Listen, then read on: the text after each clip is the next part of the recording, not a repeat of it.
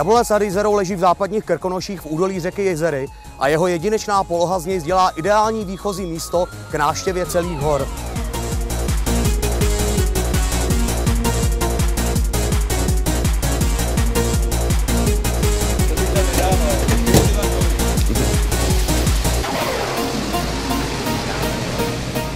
Lyžování má ve městě tradici již od samého počátku a tak není divu, že právě v této budově na náměstí byl 21. listopadu 1903 založen první lyžařský svaz na světě, Svaz lyžařů Království Českého.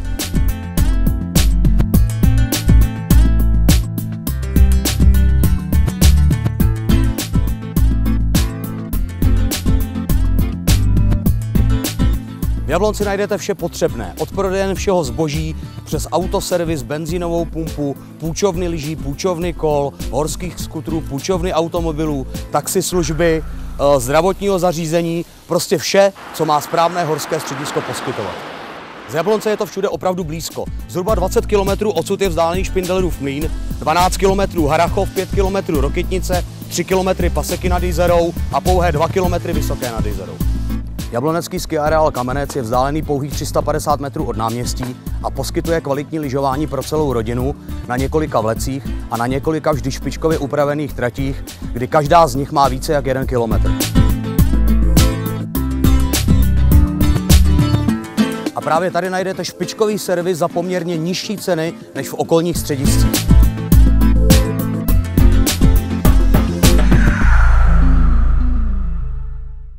Mimo ski areál Kamenec můžete využít hned několika blízkých areálů, a to do vzdálenosti 7 km.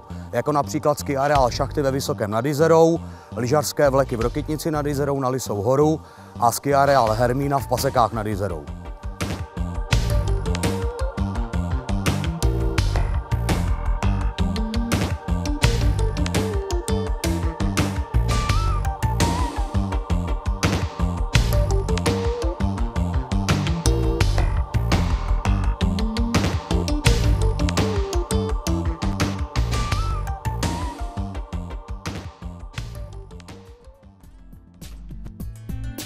Mám tady lyžařskou školu, učíme české lyžování i snowboarding.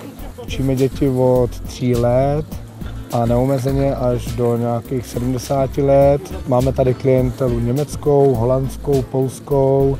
Dokonce se nám stalo, že jsme učili Italii. Je to tato česká lyžařská škola.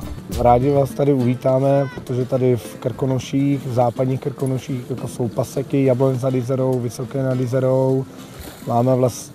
Jsme trošku stranou, ale vynikající sněhové podmínky, sněžný děla, areály jsou příjemný na slunných svazích, je tady levná cena a myslím si, že i velmi dobré podmínky.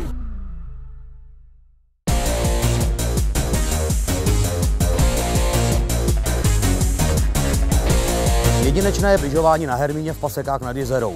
Kromě lyžařských vleků a špičkově upravených sjezdovek tady právě najdete samotnou chatu Hermína, která vás okouzlí svým jedinečným interiérem.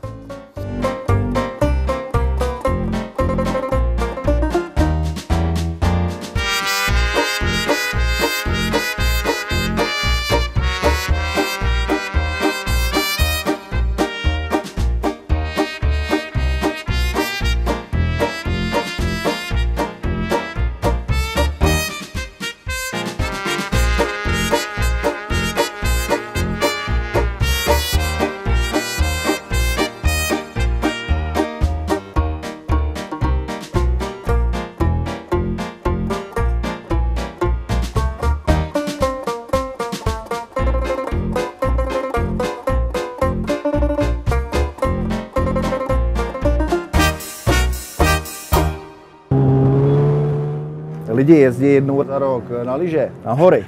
V podstatě nepotřebují si kupovat lyže, nic, žádný boty, je to zbytečný. Stačí, když se to tady pučej a je klid. A výhoda toho všeho je, že neutratíš peníze za ty lyže nový, se kterými stejně budeš jezdit v podstatě jednou za rok týden na horách a každý den tady máš ty lyže připravený.